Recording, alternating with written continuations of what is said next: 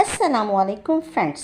बहुत से sex partners ये ख्वाहिश रखते हैं कि हम बिस्तरी करते वक्त इनका पार्टनर कुछ बोले, कोई बात करे, जैसे गर्मजोशी में कुछ कहे, कुछ आवाज़ें निकाले, अपनी एक्साइटमेंट शो करे। ये कहाँ तक सही है या गलत है? क्या इस तरह की एक्सपेक्टेशंस अपने पार्टनर से रखना सही होता है? अगर वो ना बोले या खामोशी से हम बिस्तरी करें तो क्या ये सही है? आज हम इसी टॉपिक पर बात करेंगे। तो मैं एक सेक्स काउंसलर हूँ और अपनी वीडियो के ज़रिए आपको सेक्स के मुतालिक सही जानकारी और सही मालूमात आपको पहुँचाने की कोशिश है। और ये वीडियो बहुत इम्पॉर्टेंट टॉपिक के बारे में है, यानी स्पीकिंग व्हाइल हैविंग सेक्स। मुझे मालूम है ये वीडियो आप पूरी देखेंगे और लाइक भी करेंगे और चैनल को सब्सक्राइब करना नहीं भूलें। बहुत बार ऐसा होता है कि जब कोई पोर्न वीडियोस देखता है तो ऑडियो को सुनना भी पसंद करता है।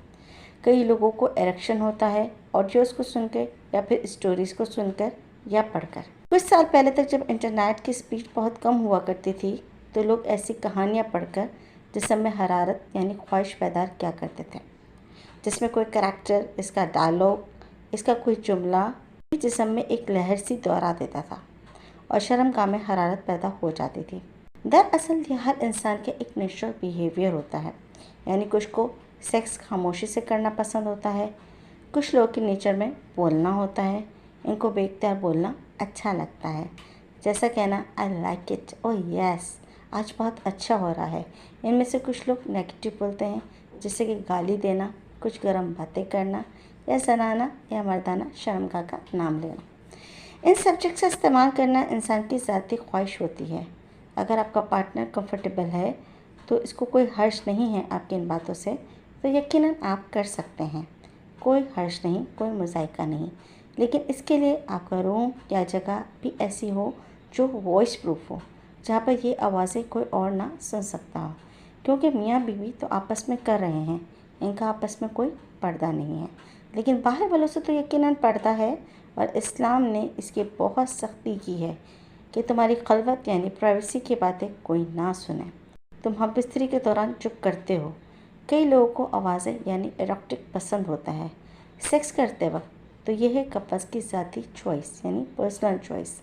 लेकिन अगर कोई अपने पार्टनर को फोर्स करता है या मजबूर करता है कि वो गालियाँ निकाले या ऐसी आवाज़ें निकाले क्योंकि इसको पसंद है, तो ऐसा ज़बरदस्ती करवाना बिल्कुल गलत है, एब्सोल्युटली रॉन्ग। सेक्स एक ज़हनी हम आहंगी यानी म्यूचुअल कंसर्न का नाम है, यानी हम बिस्तरी के दौरान वही किया जाना चाहिए जो दोनों पार्टीज़ को पसंद हो।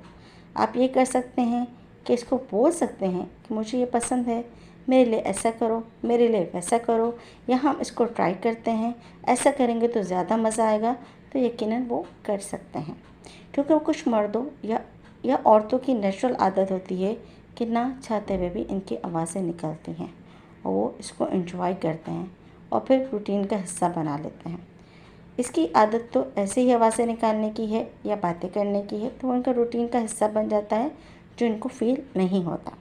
इस्लामिक पॉइंट ऑफ व्यू से देखा जाए तो ऐसा करने से नहीं रोका गया, नहीं टोका जाता, क्योंकि नेचुरल में भी लोग आवाज़ें निकालते हैं।